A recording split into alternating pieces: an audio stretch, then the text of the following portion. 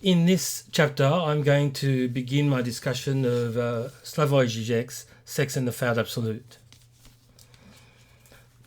To begin, I'm going to talk about the title in a section that I call the ontology of the title. And in fact, this is how Zizek himself begins. Or not exactly.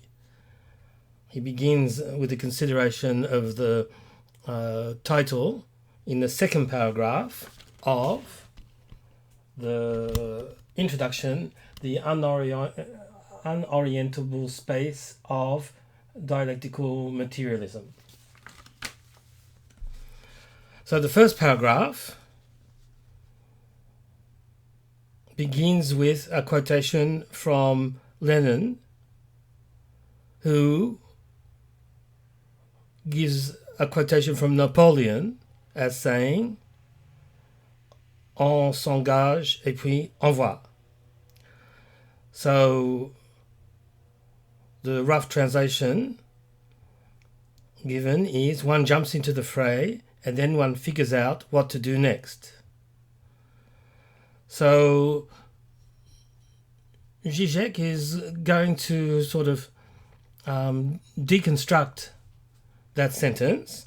His first reflection is that it's important today not to jump into the fray, but to take some time for thinking. He says, to see, one has to withdraw and acquire a minimal distance. This holds not only for politics but also for sex, not only for thinking about sex but for sex itself, which always relies on a minimal withdrawal, a withdrawal which is not a retreat into passivity, but perhaps the most radical act of them all. So, aside from his advice about how to engage in sex, which one can evaluate for oneself, there's a methodological principle there that looks rather modest. Don't jump into action, withdraw and reflect. But in fact, we'll see from the argument of the book that the sort of reflection that Zizek is trying to present and construct for us is a leap in itself. It's a leap to a higher level. It's what we can call a quantum ascent in terms of the book's vocabulary. And it's a leap into the absolute. So here we have the importance of the title. If we leap into the absolute, we better get the notion of the absolute right, or we may be leaping into the wrong thing and just acquiring under the goal of trying to reach a disalienation, we may be alienating ourselves even further. And in fact, I would argue, but we'll see that maybe later in the book, that once we make the leap into the absolute and we see that the absolute is intrinsically failed, we'll see that the absolute itself is composed of leaps. It's composed of incommensurabilities, and these are incommensurabilities all the way down, sub-incommensurabilities and sub-incommensurabilities. So once you make the leap that Zizek is recommending, you don't never stop. You're leaping all the time. So rather than just having a binary opposition between leaping into the action as against withdrawing, we're having a distinction between two different types of leaping. We leap into the fray as pre-constituted by the reigning ideology, or withdrawing is difficult in that case, so we have to leap back. That's the withdrawal, and leap up. So either way, we're leaping, whatever we do. Next comes, in the second paragraph, comes Zizek's considerations on the title, on the ontology of the title. But I will argue that he only gives us half the analysis. So Zizek says, the title of this book, Sex and the Failed Absolute, offers itself to two interconnected common readings. So they're common readings, that is to say they are ideological readings. And more properly, Zizek agrees with Badiou's analysis of the reigning contemporary ideology, which is that of there are only bodies and languages and no truths. That is to say, and no absolutes. Or no absolute if you have a problem with plural absolutes. So the two interconnected common readings are: one, when religion or any other belief in an absolute fails, unbridled hedonism imposes itself as a way to some kind of ersatz absolute.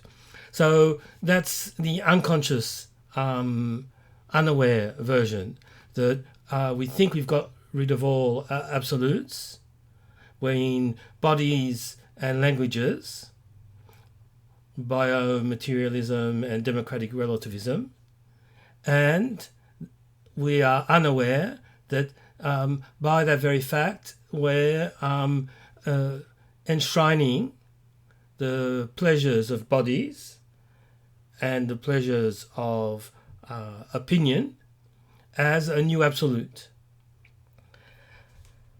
The second reading of the title, the second ideological reading of the title is: because of the inconsistent nature of sexuality, its elevation into the new absolute necessarily fails. So that's Zizek's constant Lacanian argument. Sexuality is inconsistent. It's our only contact with the absolute, but you can't elevate it directly into a transcendent, autonomous absolute. That there is no such absolute in that sense, and that any absolute, including sexuality, is traversed by inner self-antagonism, and so necessary failure. And in particular, it's an absolute that fails to be an absolute in the sense of a transcendent absolute.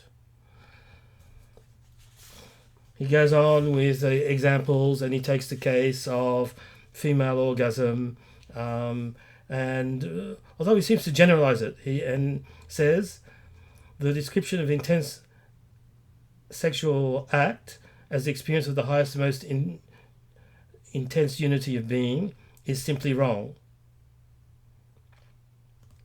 So that was quite a theme 40 years ago, and when Maslow's humanistic psychology was popular, and I think it still continues today in what people call the New Age ideologies. And that's the idea of sexuality as a peak experience, in the sense of a mystical experience where you attain complete self-forgetting and complete fusion with the all. So Zizek is saying that's not just epistemologically and ontologically false, it's phenomenologically false as well. It obfuscates the dimension of failure, mediation, gap, antagonism even, which is constitutive of human sexuality. This minimal reflexivity that cuts from within every immediate orgasmic one is the topic of the present book. So his minimal reflexivity is not just a tiny little step back to think. It's the core of the book, and it's not just a simple advice from a methodologist. Take a step back, take a pause to integrate what's going on, and then go forth. He's giving it ontological purport with respect to the absolute.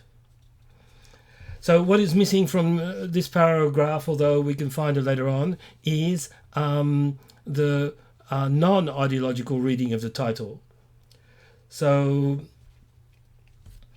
using Zizek's quantum ontology, the two readings that he's proposed are decoherent readings. Instead of having quantum superposition with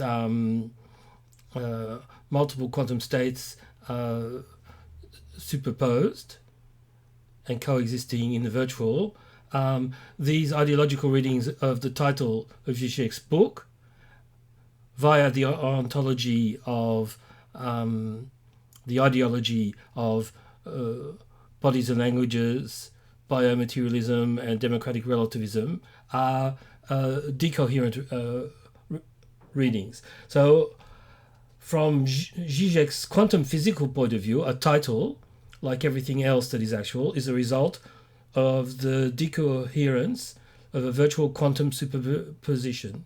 This decoherence is observed in a specific experimental setup. With other experimental setups, other decoherences would have been possible, would have been observed.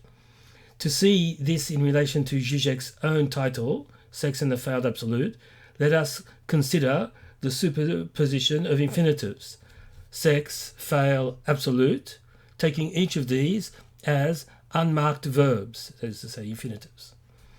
Other setups would observe absolute sex and failure once the infinitives are devirtualized, actualized, and become specific parts of speech and conjugated or declined. Sex fail absolute that can, in the virtual, become absolute sex and failure, absolutized failed sex, sexing the absolutes failing, etc. The title itself defines one of the non-binary, unorientable spaces that the book itself is about. Any particular title is generated by a process of quantum descent. We'll see in this paper that to open such a space is no guarantee of success. So once you've read the book, you can understand the title. The title is either is both at once coherent, superposed, virtual, unorientable space with the basic terms in it that are not preset into any particular orientation. So that's the quantum ascent reading of the title, and the quantum descent reading are the two that he has just given. Bodies and their pleasures are the supreme value, or more determinate, the peak sexual experience, in particular of women, is the supreme experience of the absolute. Those two are decoherent readings and thus deprecated by Zizek. So I'm arguing, I think, in line with Zizek, that yes, we have to have our minimum withdrawal, which is either preparatory of or effectuating quantum ascent. We have to open up these sorts of non-orientable spaces, but that alone is insufficient to guarantee success.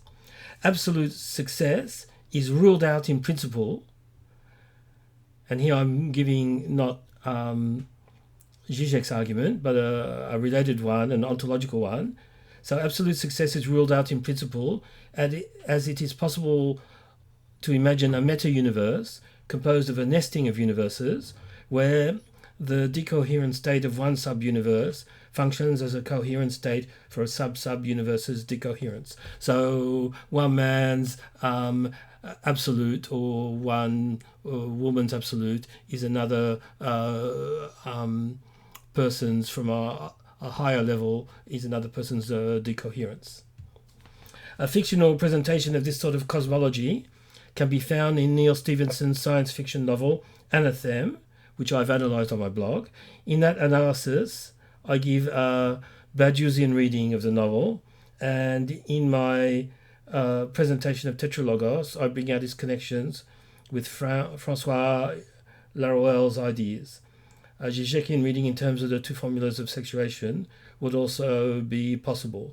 The basic setup of Anathem, and I'm spoiling a tiny thing in the plot, but I'm not saying where it comes in, is that Plato's world of ideas is physicalized in the book, and it's a higher physical world that one can go to, or more likely because it's higher and so has access to higher technology, entities from that world, the forms, can come physically to our world and visit us.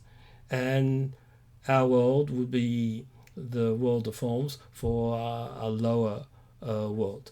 And aside from that, it's not just one hierarchy, there are multiple bifurcations.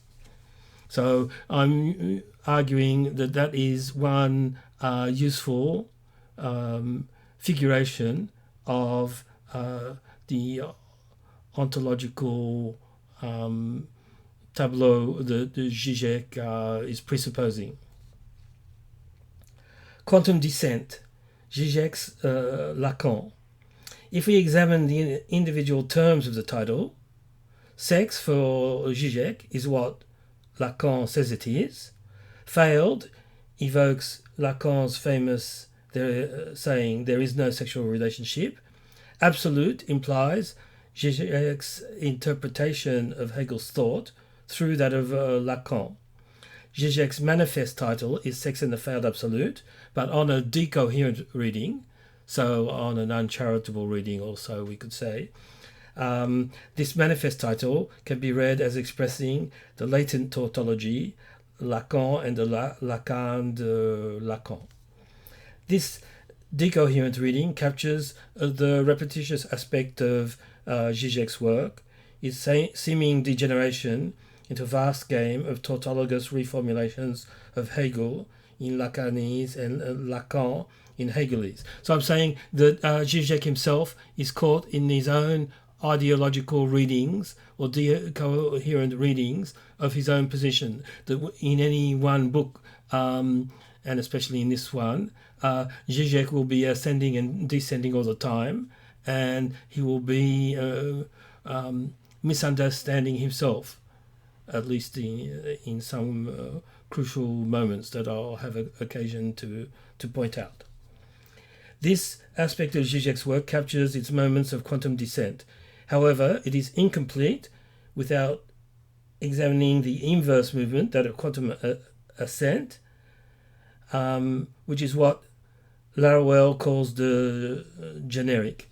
This is not fully true. The generic includes the quantum, but treats it as a variable where you can have other values inside it aside from quantum, which is in fact what Zizek is doing when he talks about the sexuality as the encounter with the absolute. There he's going outside the quantum framework he sets up for attaining the absolute and the political framework. So in fact, Zizek's wider thought is generic and not just quantum. We are all decoherent shadows of our coherent selves, and Zizek is no exception.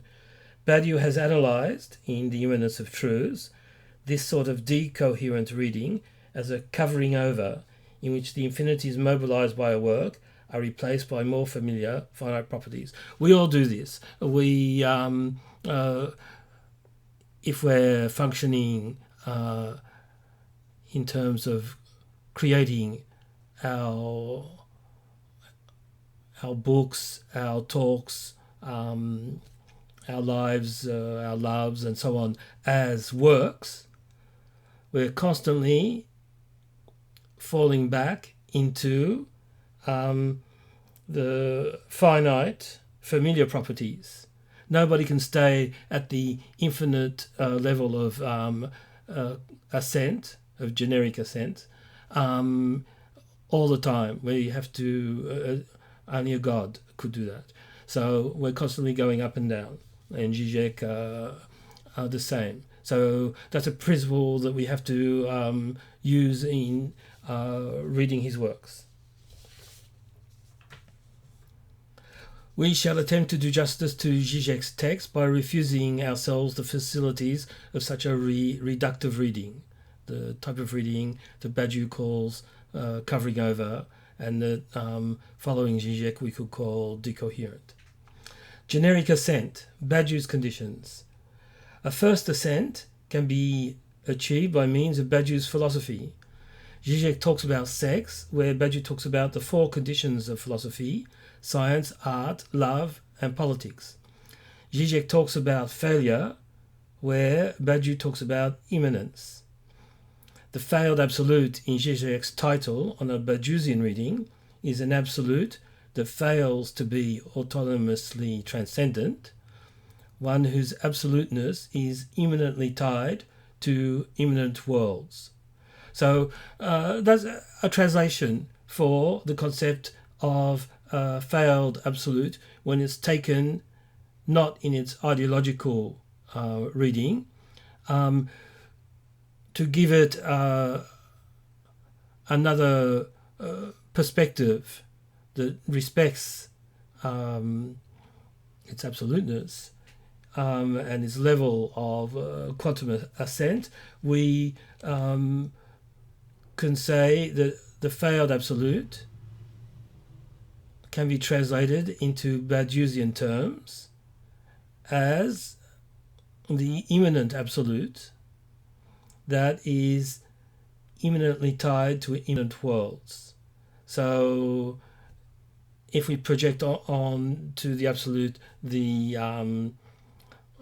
need to be totally transcendent and thus cut off from imminent worlds, this absolute is always going to be a failure, absolute. It's non-one. Badiou could easily write a book for each of his truth procedures on love and the imminence of the absolute, science and the imminence of the absolute, etc.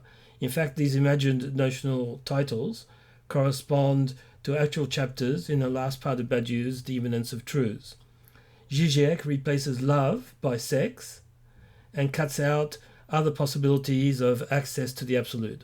I'm going to criticize the vocabulary of access later on, but it's immediately understandable. So where Badiou has science, art, love, politics, Zizek, at least for the part of the book that reflects this title, cuts out the three other truth conditions, keeps love, and replaces love itself within that truth condition, because love is the name of the truth condition and of the core concept of that truth condition. And so as the core concept, Zizek replaces love with sex, which is, these two moves are rather monistic.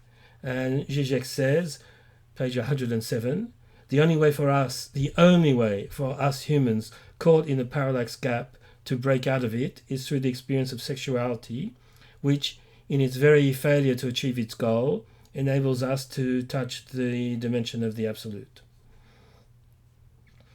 Generic ascent, Laruelle's acts. However, the quantum ascent is not finished with Badiou. In his recent book Tetralogos, Laruelle calls Badiou's conditions the acts of conceptual personae, and he remarks that they should not be limited to only four. These conceptual personae include philosophy, science, and non-philosophy. So science, art, love, and politics are acts of the conceptual characters, philosophy, science, and non-philosophy. I would argue that there's a sort of incertitude around these terms, and that science, art, love, and politics are also characters, conceptual characters, and not just conceptual acts. Laruelle further argues that Badiou's reliance on mathematics is a non-generic limitation of his system, as it maintains a gap between formalism and the real. On Laruelle's view, quantum physics is more generic than mathematical formalism, as it overcomes this gap between formalism and the real. Elsewhere, Zizek has also argued this same point against Badiou. However, in Sex and the Failed Absolute, Zizek argues that a topological formalism, as opposed to a set theoretical formalism, can provide a more satisfying solution. So Zizek is a little uncertain on the question of formalism as a mode of getting at least to the thinking of the absolute, or as a mode of describing our experiences of the absolute. We've got a topological formalism, which would seem to be excluded by his criticisms of Badiou. We've got sex, and we've got quantum mechanics, plus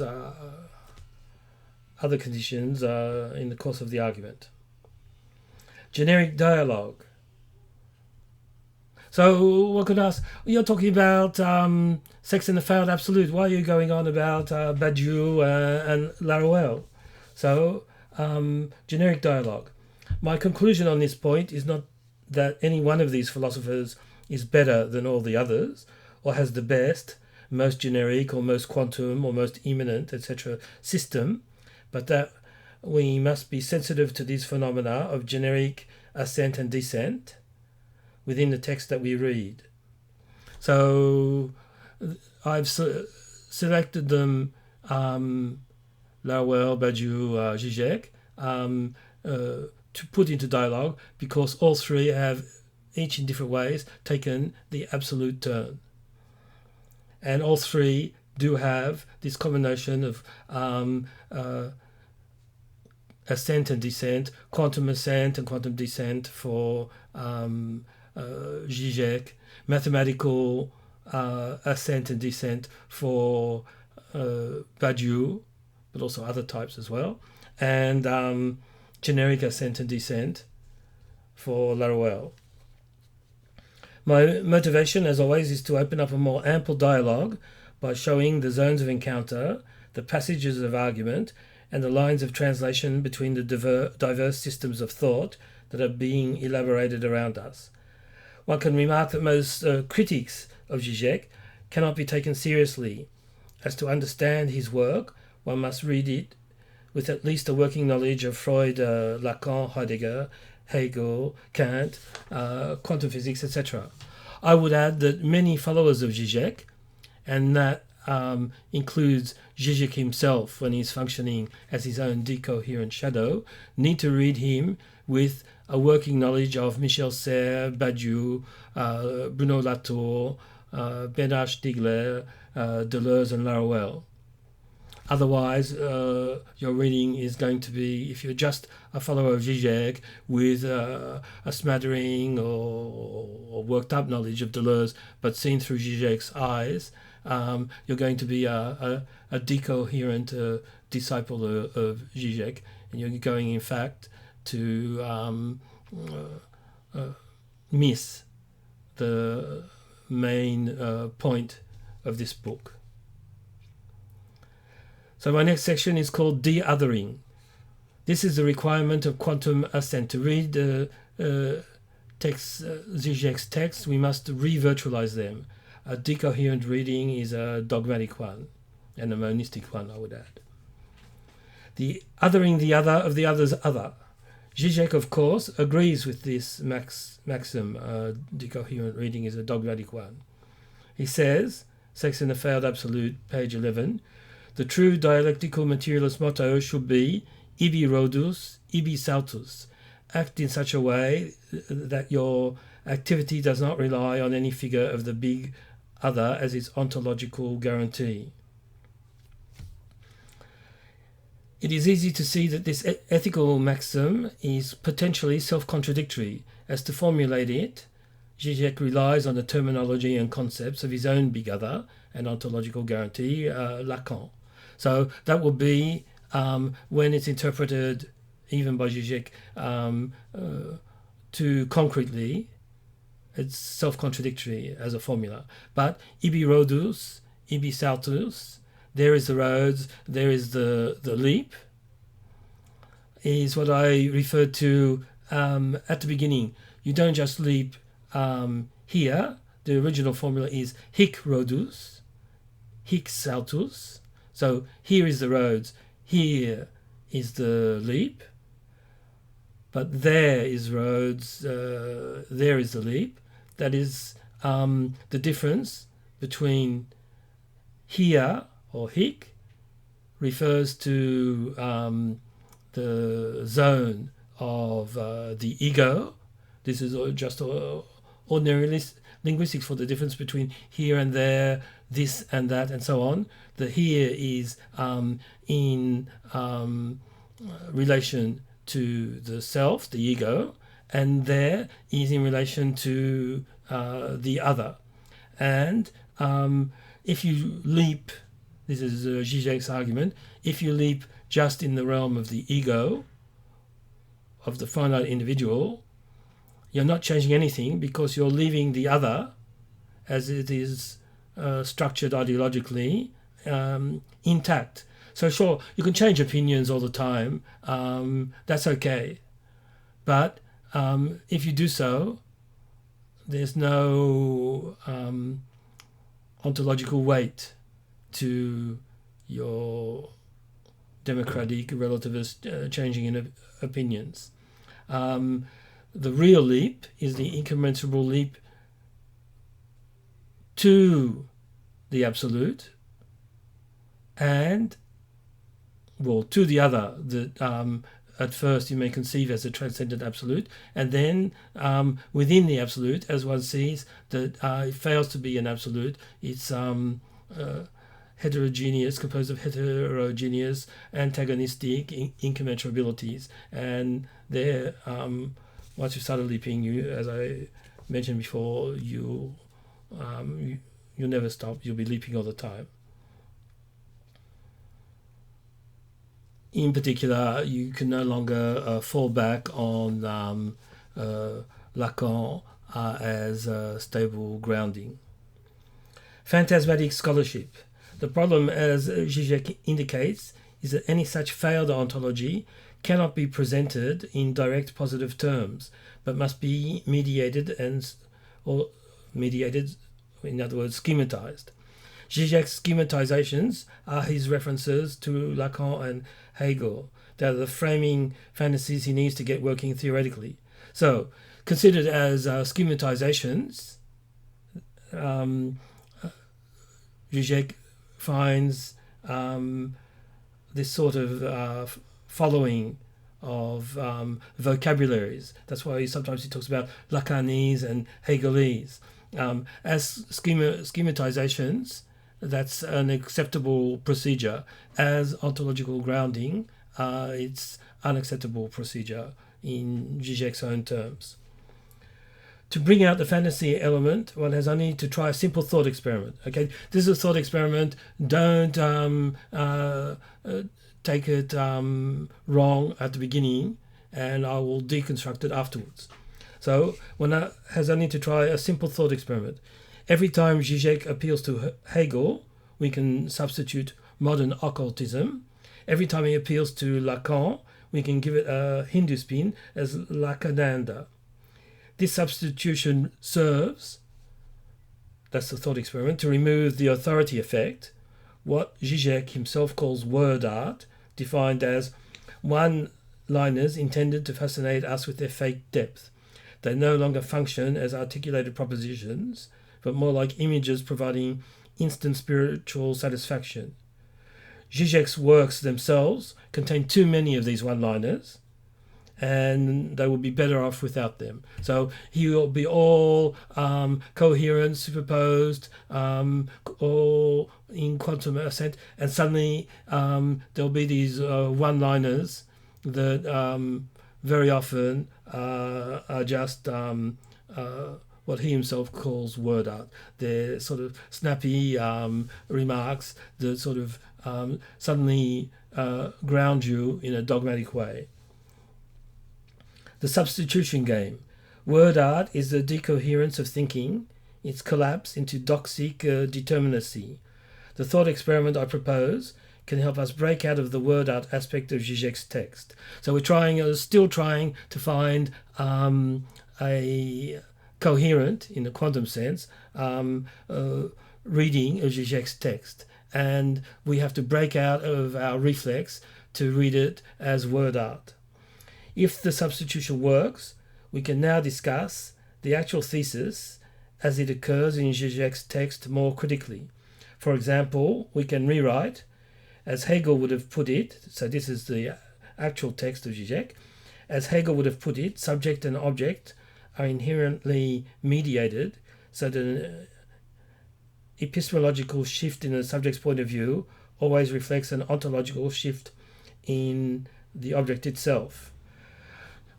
Zizek himself withdraws from his own statement because he puts mediated, ontological and epistemological in scare quotes. So at the very moment he's indulging in this sort of word art capsule summary of his views, he's taking a reflective withdrawal from it. So we could, in the substitution game that I'm proposing as a thought experiment, rewrite Zizek's statement as, according to modern occultism, subject and object are inherently correlated, so that a ritual shift in the subject's point of view always reflects a magical shift in the object itself. Similarly, so that lets us feel that there's something strange going on in these sentences. Similarly, we can say that against Taoism's yin-yang, Lacananda preaches in yoga there is no sexual relationship. So basically, there's something wrong with these Lacanian mantras that come up all the time. Whereas at the beginning, at first exposure, they may serve to shock us into thought. They have a sort of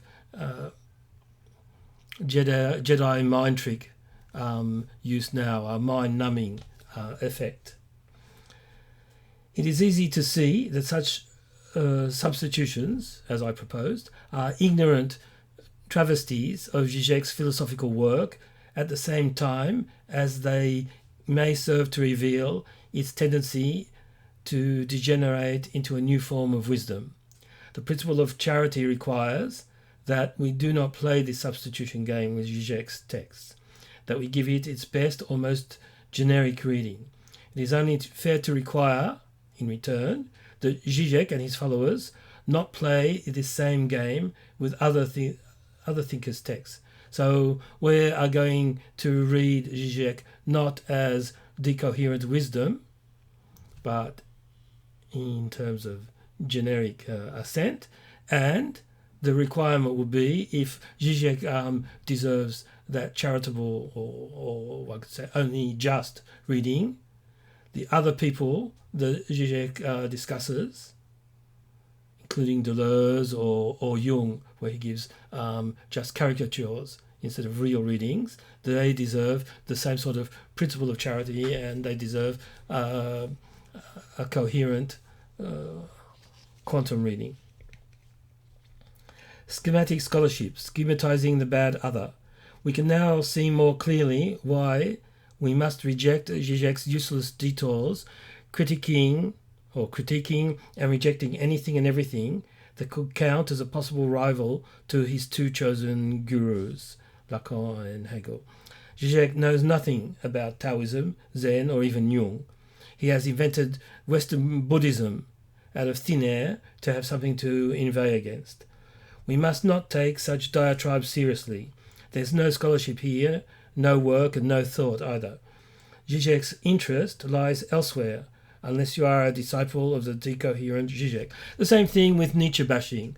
Anytime you see a Zizekian bashing on another philosopher of that other lineage, you can be sure they're doing a decoherent reading, and they will be scandalized at the sort of experimental decoherent readings that I've traversed already in this text when applied to Zizek. So do unto others what you would have done unto yourself will be the conclusion there. Reading for the non-standard Zizek. We have seen that Zizek's conceptual project, as instantiated once again in his new book, Sex and the Found Absolute, could be read tendentially as a tautologous updating of the Lacanian research program. In its tautological form, Zizek's project can be read, we said, as Lacan and Lacan de Lacan.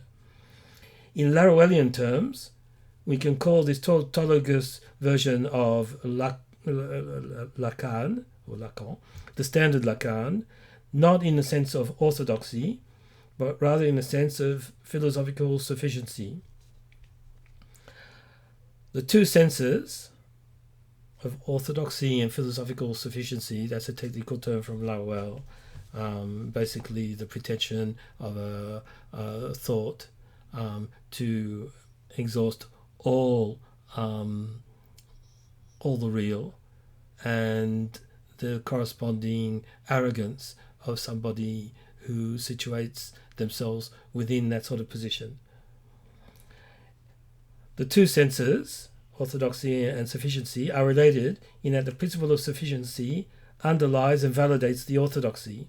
The standard Lacan is the self-validating Lacan, and the same goes for Zizek. The standard Zizek is the self-validating Zizek. We are reading Zizek to see where he escapes this whole process of sufficiency and self-validation. We are on the lookout for the non-standard Zizek. Against the tautology machine. Zizek's Freud, Lacan, Hegel tautology machine would quickly grind to a halt if it did not have a way of integrating its outside as the source of a different type of insights. This predicament of combating closure models Zizek's more general question of how to gain access to the real while recognizing our enclosure in transcendental subjectivity. The parallax gap traverses Zizek's work, and so it traverses our reading of it. This strategy of incorporating outside resources to prevent the Lacanian tautology machine from reaching maximum entropy can be seen in the reference to sex in the title. Zizek's concept of sex is indebted to Lacan's formula of sexuation. By sex, Zizek means, and this is a problem, both biological sex and sex as described by Lacan's formula of sexuation. Zizek himself is playing his own substitution game with himself and with Lacan. Formulas of recuperation. Lacan's graph and formulas of sexuation are by no means an original contribution. They are dependent on and derived from Deleuze's prior distinction between the two different images of thought, so immanent and transcendent, embodying the fundamental philosophical choice between standard and non-standard philosophy, the choice between immanence and transcendence, and the corresponding choice between pluralism or monism. Far from preceding, anticipating, or influencing Deleuze and Guattari's distinction, Lacan's formulas come after the event. They were first expounded in his seminar of 1973, 1 year after the publication of Anti-Oedipus, and 4 years after, or 4 or 5 years after the publication of Difference and Repetition and Logic of Sets. Formulas of annexation. Lacan's doctrine, as expounded in his seminar, in the seminar of 1973, amounts to a weakened and watered down appropriation of insights that Deleuze and Guattari had been elaborating over the preceding 4 years. This strategy of tacit annexation and adulteration is one of Lacan's preferred modes of erudition and creativity. The amusing thing about Lacan's graph of sexuation is that if we ask where Freud and Lacan are to be situated, we must conclude that they both must be placed on the infamous left side of the graph, that of transcendence. The whole of Deleuze and Guattari's first book together, Anti-Oedipus, is devoted to mapping out this Freudo-Lacanian dilution and betrayal of immanence by means of transcendent overcodings. So here I'm doing what I'm claiming one should not do. I'm giving a decoherent reading of Lacan, and so I'm subject to my own critiques. Not only is this a one-sided perspective on Lacan, it's an uncharitable one as well. So please continue. Don't give up on me at this stage of the argument. Lacan as conceptual persona. Zizek's research program, while relying on the standard Lacan, attempts to elaborate a different conceptual portrait of Lacan as non-standard thinker, and at the same time to produce a decoherent reading of Deleuze and Guattari's thought as still remaining within the confines of standard philosophy. Having taken his distance from this decoherent clone of Deleuze and Guattari, Zizek is free to annex the insights he needs to maintain his non-standard Lacan. So we're getting this sort of swing effect that we see in many thinkers today. Either you give a coherent, a quantum ascended, or superposed, or charitable reading of Deleuze, and so a decoherent reading of Lacan, or the other way around. And few people are trying to give a fair, charitable, coherent reading of both thinkers at the same time. Deschematizing the concepts. We may justly feel impatient with all this talk of annexation and pseudo-originality, as these are mere ontic concerns, and so entangled that it is almost impossible to untangle them. Deleuze and Guattari themselves annexed in silence and misread Lacan more or less knowingly and willfully. We shall not see the greatness of a thought by cavilling and carping without end. So I've been cavilling and carping, and now I move on to the hardcore, or the heuristic core, because for me heuristics is all the way down, of Zizek's research program. In Sex and the Found Absolute, Zizek proposes to exit from mere picturing and to lay out in conceptual form the heuristic core of his philosophical project.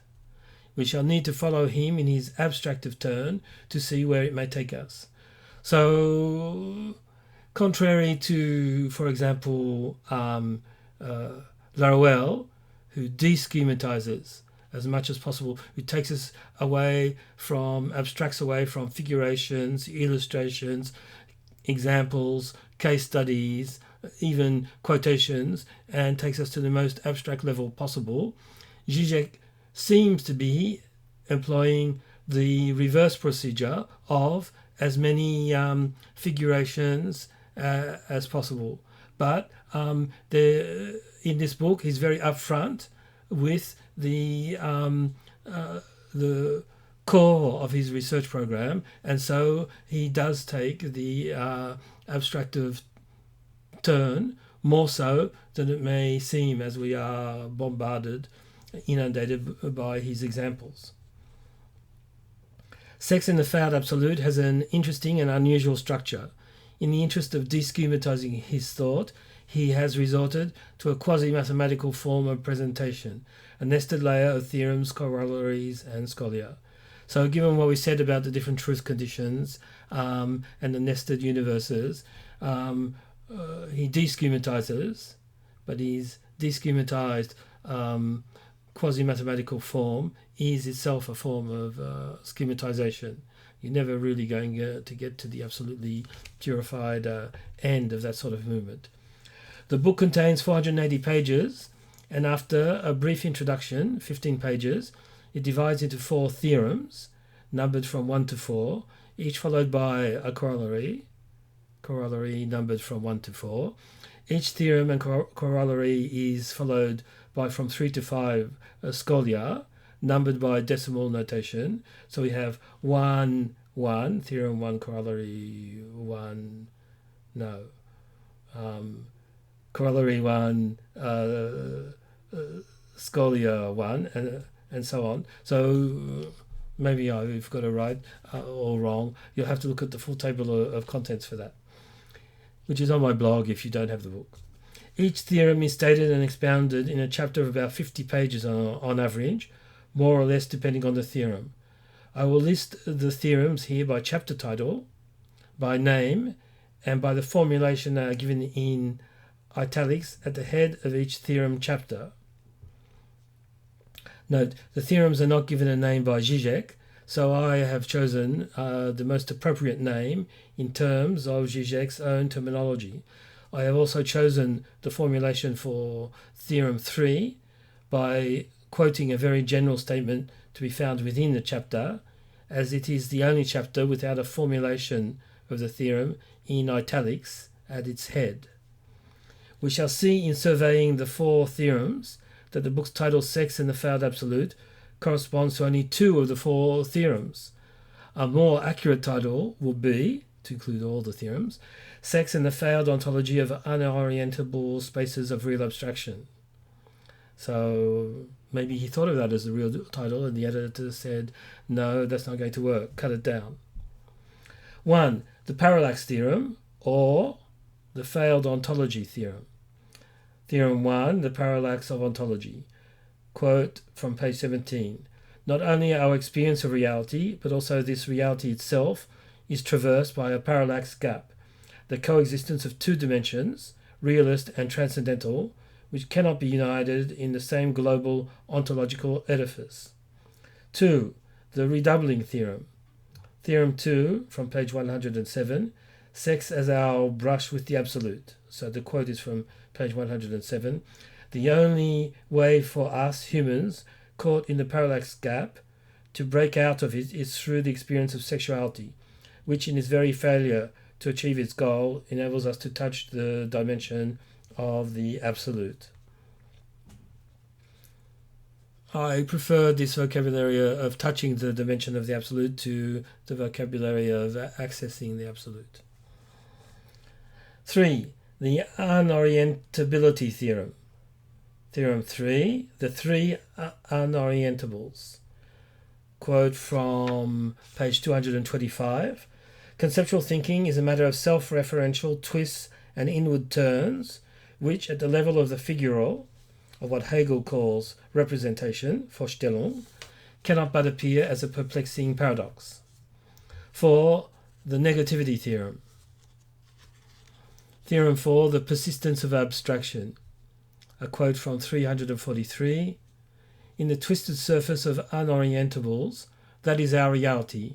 Abstraction is not just a feature of our thinking, but the most basic feature of reality itself, whose organic unity is always and by definition ruined.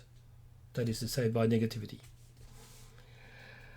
Okay, we've got the hardcore of the system. Now we're going to turn to an example that Zizek cites at the beginning, near the beginning, but doesn't develop. But I think we can develop further along his own lines, and the example will give us a summary of the major themes of the book and a more concrete way of understanding and envisaging them. So it's called The Waistcoat, a puzzling example of absolute knowing. After a general introduction, the unorientable space of dialectical materialism, which sets the context and summarizes the argument, the book begins with a chapter entitled Theorem 1, the Parallax of Ontology. The incipit of this chapter, that is, the first page after the introduction, contains a brief summary and even briefer analysis of a short story, The Waistcoat. Zizek ends by telling us that the story illustrates Hegel's concept of absolute knowing, the central concept of the book, and so this is high praise indeed. That makes it worth analysing this example in greater detail. The relation between this first example and the rest of the chapter is not evident, and the analysis proposed by Zizek is very compressed. It's rather hard to see the relation of the story with that particular chapter, and Zizek's comments on it are brief and cryptic, as he talks of absolute knowing, and that's not even the subject of that chapter. The story comes at the start of Theorem 1, the Parallax of Ontology, and is properly the incipit not just of this particular chapter, but of the book as a whole.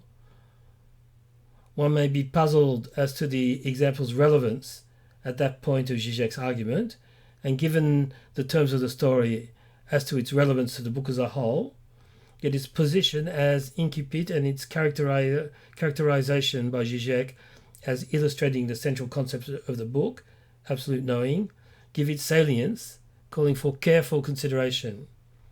I will argue that if the introduction, titled The Unorientable Space of Dialectical Materialism, can be considered as a retroactive summary or rational reconstruction of the book's argument, then the short paragraph on the waistcoat can be read as a prospective synopsis of the whole book, not just of chapter 1, and it could just as well have come at the end.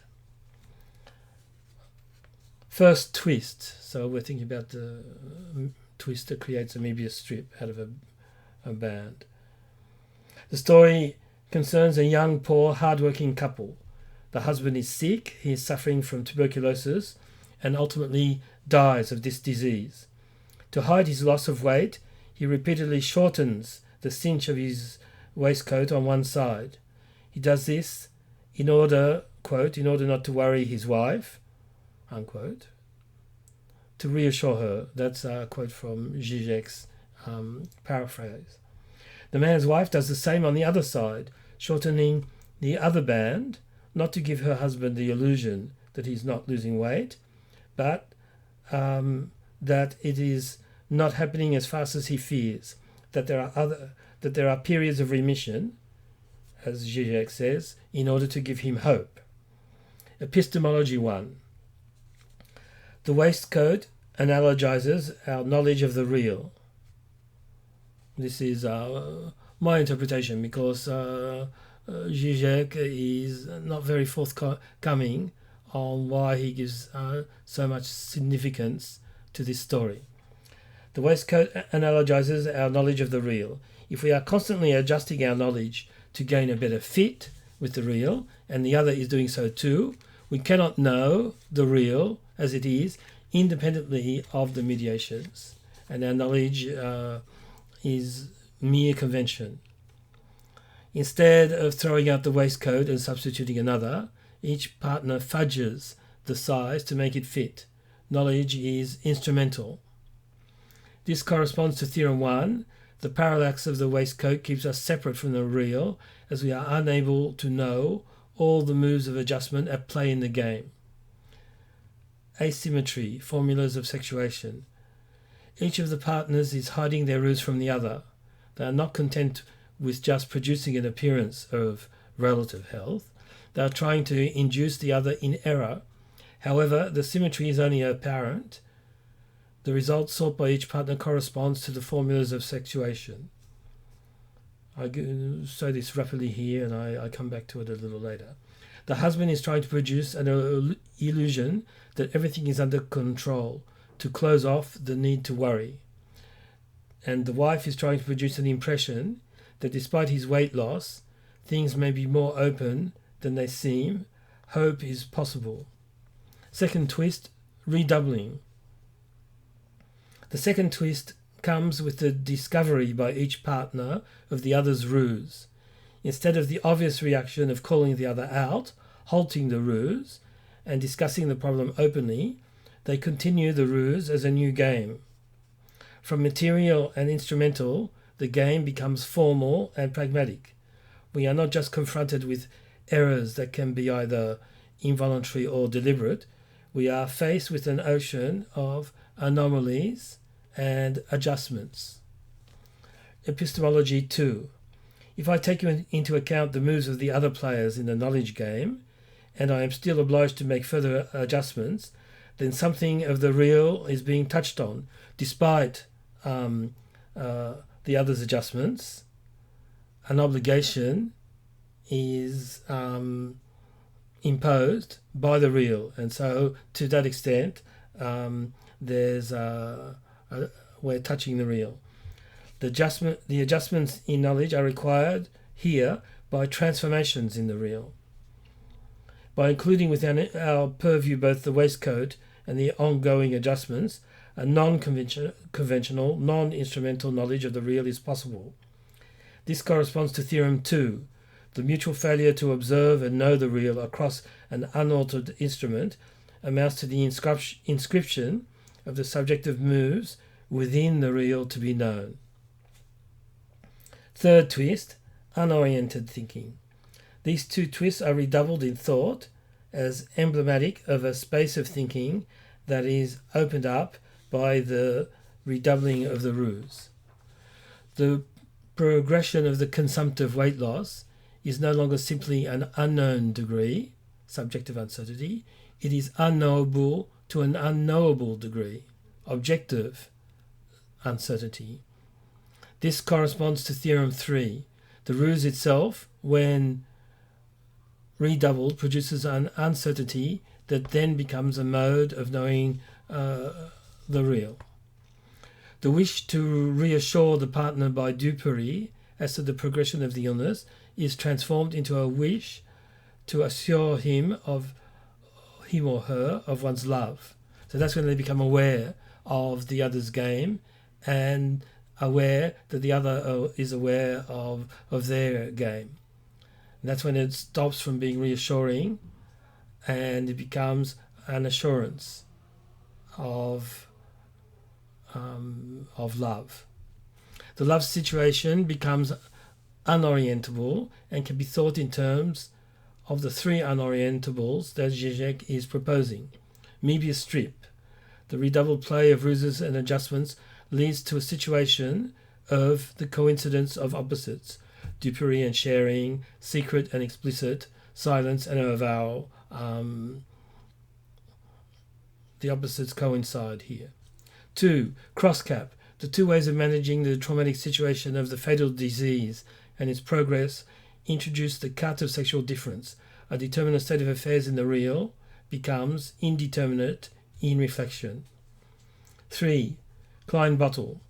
The becoming aware of the game needed to continue the game displaces the object of reflection from the game, formal moment, which has as object disease and death, to the moment of subjectivity, the love of the couple playing the game. Fourth twist, retroactive negativity. These adjustments, adaptations, twists, redoublings, and paradoxical subjectivations are moments of a subjacent negativity that is reached not only at the end, but at every moment along the way. So we said negativity underlies abstraction. The couple of the story have been proceeding as if they were surrounded by substantial normal couples, a substantial social big other, and that their traumatic state of affairs is an exception to this rule. So they act to normalize their situation by at least keeping up appearances. This is fated to fail, as no couple is normal. All couples have an absolute traumatic kernel. This corresponds to Theorem 4. What the spouses learn from these twists and redoublings is that negativity is there from the beginning and is constitutive of the couple. As long as the couple perdures, there's no way out. The ruses resolve nothing, nor does treating the whole thing as a game, for the game is itself deadly serious. The husband dies at the end, spoiler, and the waistcoat is sold back to the original merchant.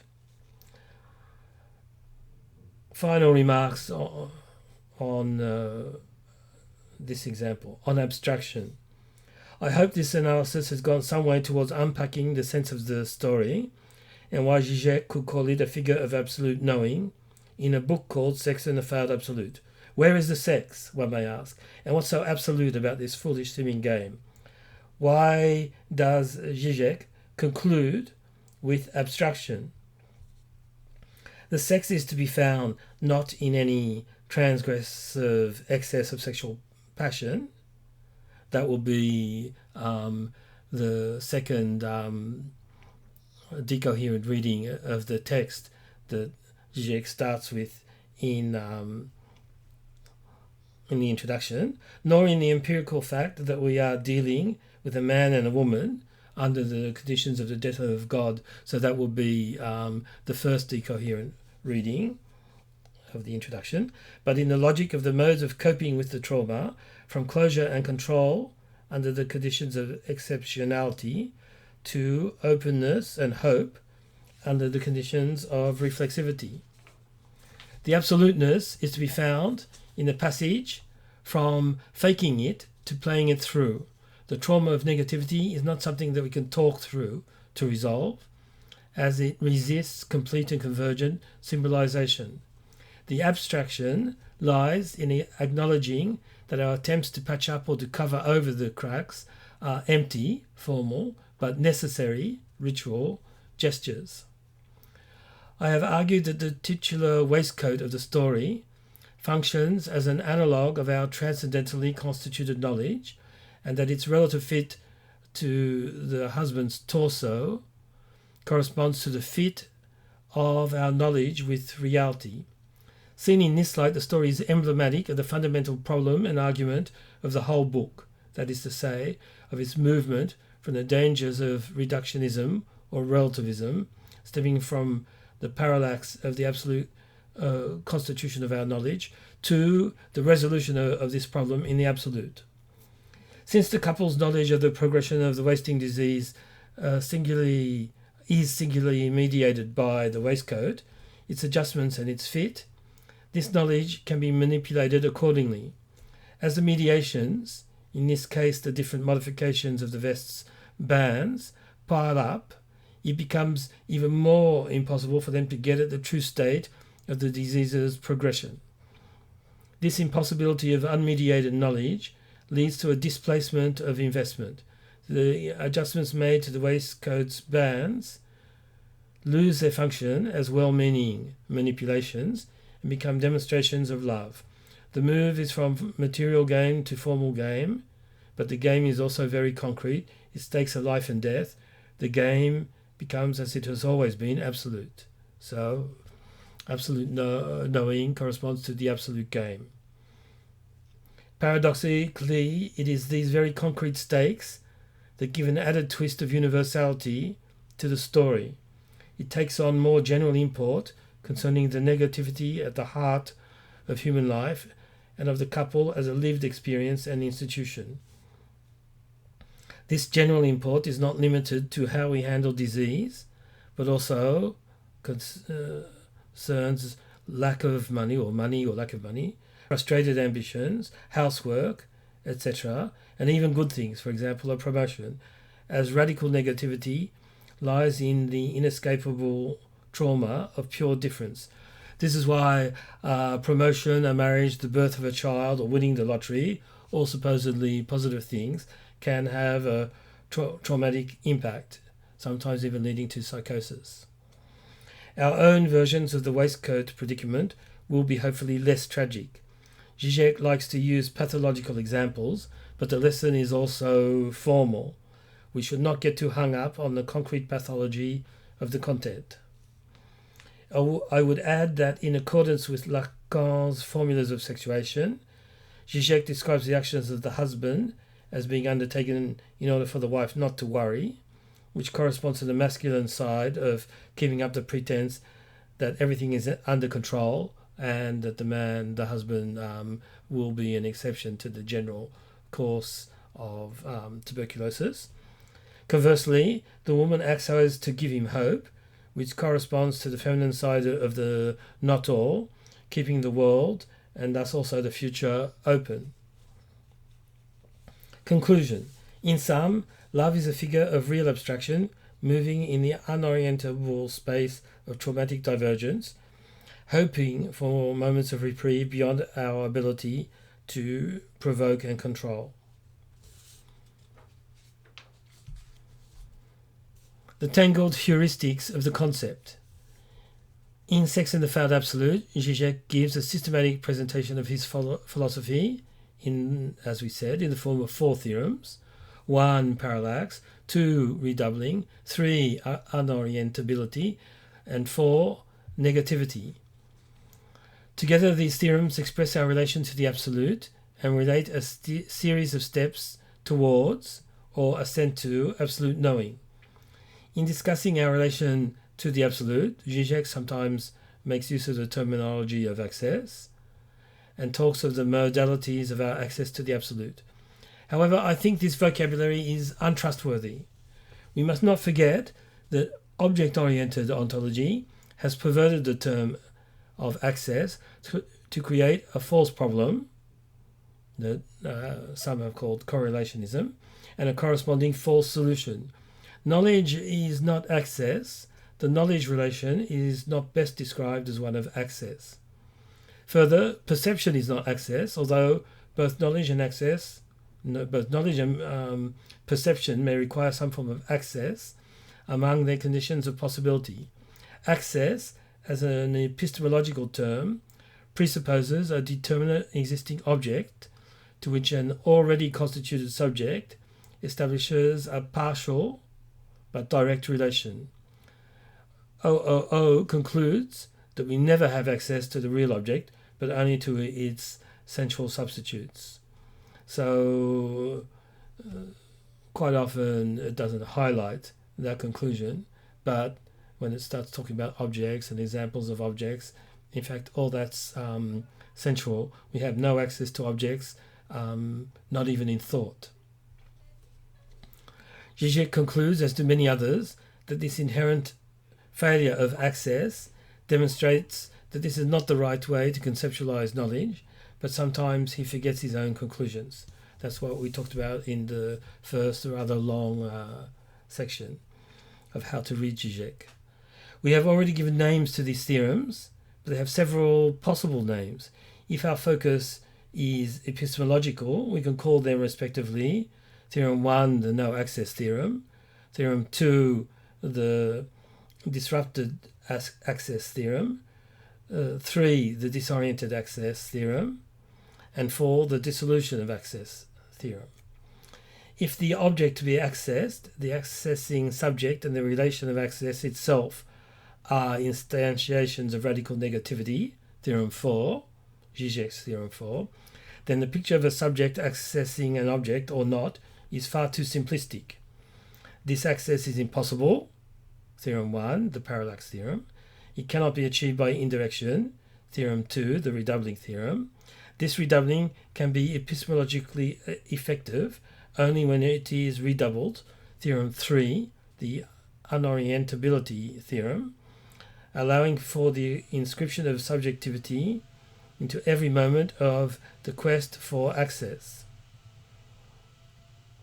opening an unorientable space in which access itself is dissolved and dispersed. This allows us to reply to the question of the location of the concept and also to that of its movement.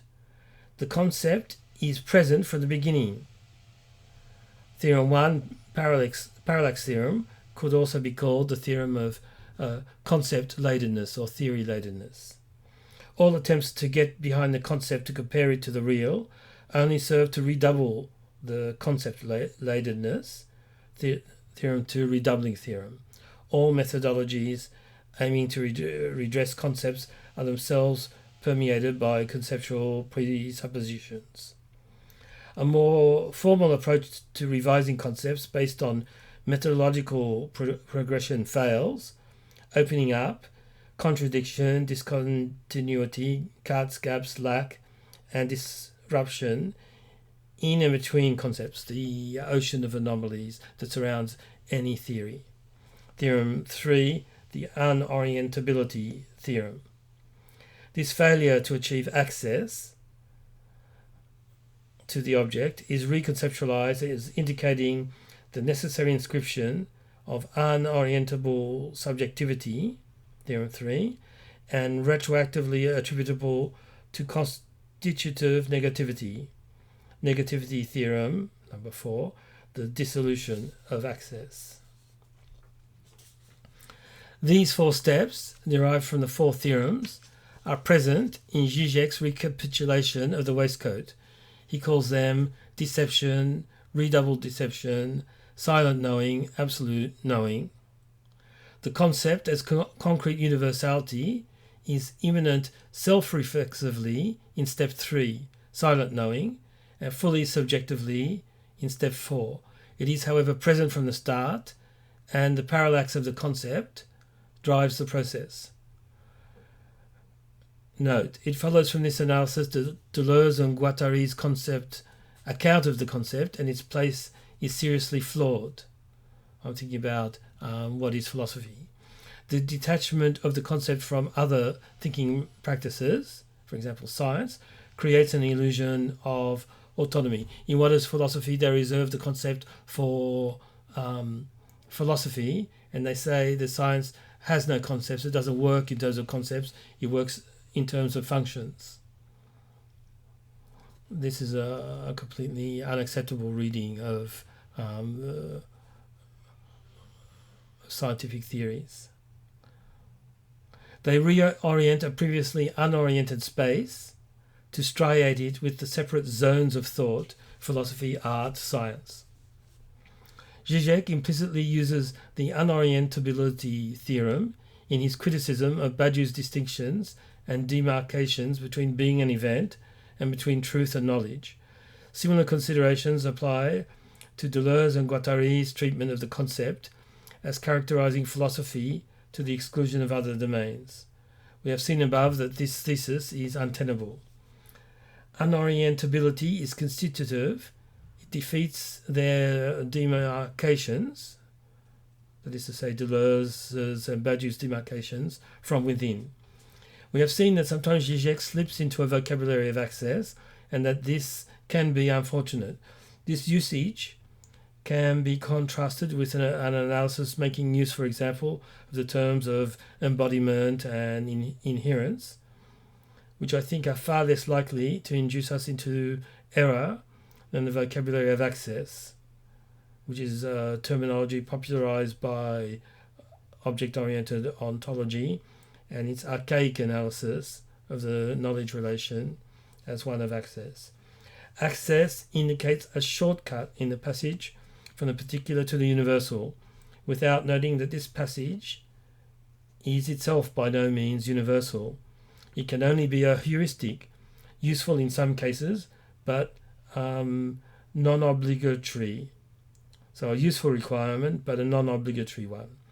Even so, the impression of this passage from particular to universal is often the product of a retrospective reordering of a far more messy, disordered, or unorientable process.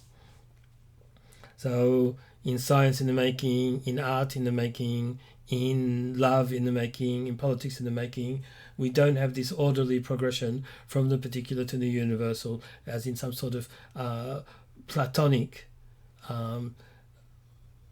well-structured form of ascent. The quantum ascent means that the ascent itself is messy, unorientable, uncertain. For example, in many cases, one can begin with the universal and approach the particular almost as an afterthought. This is true both on the intellectual plane. Identity politics as particularism is a derivative, tardive phenomenon, and on the subjective plane, politics is in place well before the ego comes on the scene. There's no rule here. And in fact, we see in the structure of the book that Zizek wants to begin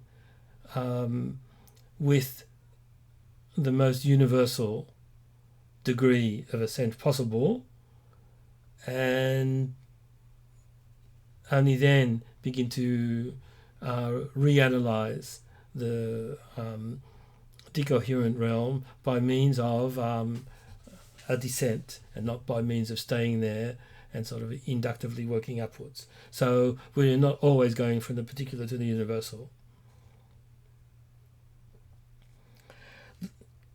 Another example would be with the signifier. The primacy of the signifier as material, and thus particular element, is of no avail here. The signifier is just one face of the concept. It risks enclosing us in a pseudo-universal phase of the dialectical progress because of its own associated parallax. The necessary parallax of the signifier is just as much a transcendental trap as the parallax of the concept. The discovery of the signifier may induce subjective revolution, but its moment cannot be absolutized without falling into the trap of abstraction, in the bad sense of abstraction. This may lead in some cases to the disappearance of the signifier, where an author appeals to some other word or set of words in order to avoid the word signifier, becoming itself a master signifier. A similar phenomenon would be at work in the disappearance of the concept. Once one has recognized the omnipresence of the concept, one can begin to think that its parallax is dangerously reinforced by the word itself, which may tend to enclose our thought in a pan-conceptualism or pan-intellectualism. The passage by a synonym can be a useful heuristic in this case.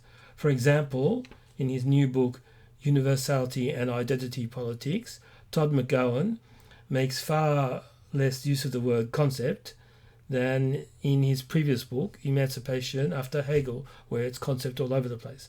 However, McGowan clarifies, quoting Hegel, that the word universality belongs to the concept as its own. So we're toning down or suppressing the use of the word concept, but not the phenomenon, if I may say, of the concept itself. Whereas the signifier bestraddles the type-token distinction, which is what allows it to function as an implicit concrete universal, the concept is traditionally more on the type side of the distinction, and so more readily associated with the universal. The passage from signifier to concept can be seen as one path of philosophical bootstrapping oneself into access to the absolute. Note, I have discussed above the sense of heuristic as one non-obligatory path amongst many. So this philosophical bootstrapping, as described, is just one path amongst many. And I've also discussed the defects of the terminology of access.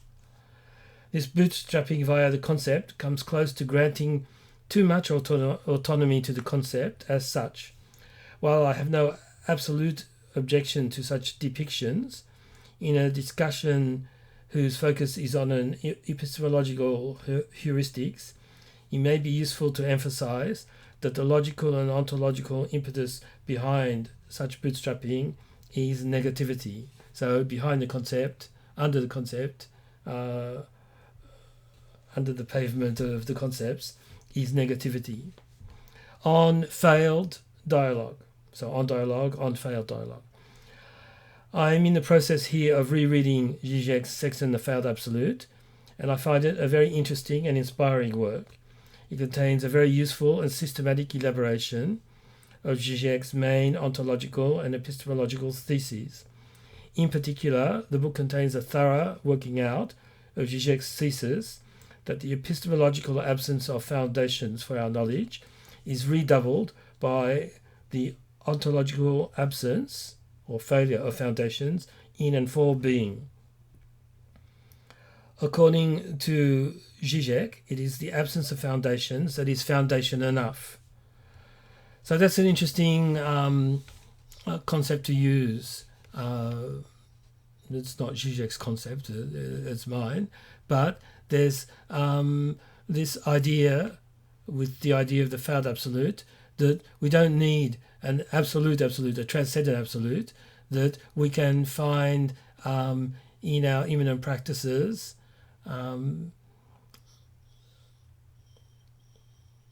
moments of absoluteness that are foundation enough for the rest of our thought and practice.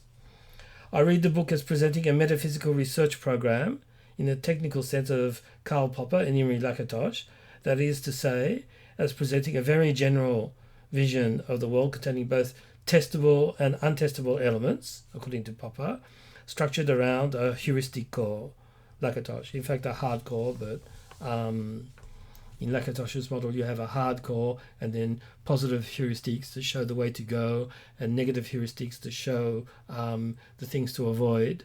But I consider the core itself is a set of heuristic propositions. I would also include François Laruelle, Bruno Latour, and Bernard Stiegler as important components of the current problem situation. A neglected predecessor is Jean-François Lyotard, especially in his epistemological and ontological reworking of the death drive. Zizek is in dialogue with these thinkers and with many more from philosophy's history. Dialogue is a big word. In Zizek's terms, all dialogue is failed dialogue.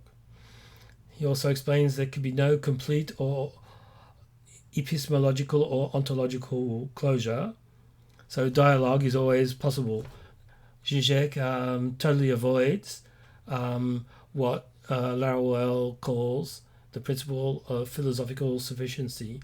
This sufficiency is another name for philosophical closure, and all of Zizek's system is constructed around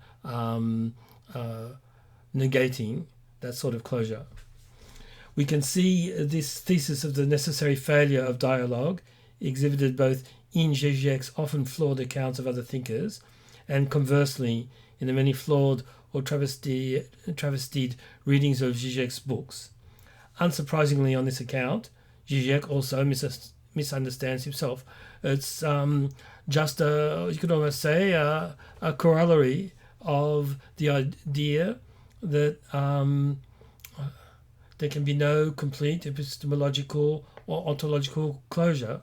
So Zizek is constantly in dialogue with himself, as he's in dialogue with other philosophers, and this dialogue is constantly failing, and that's the condition for it to continue as a dialogue.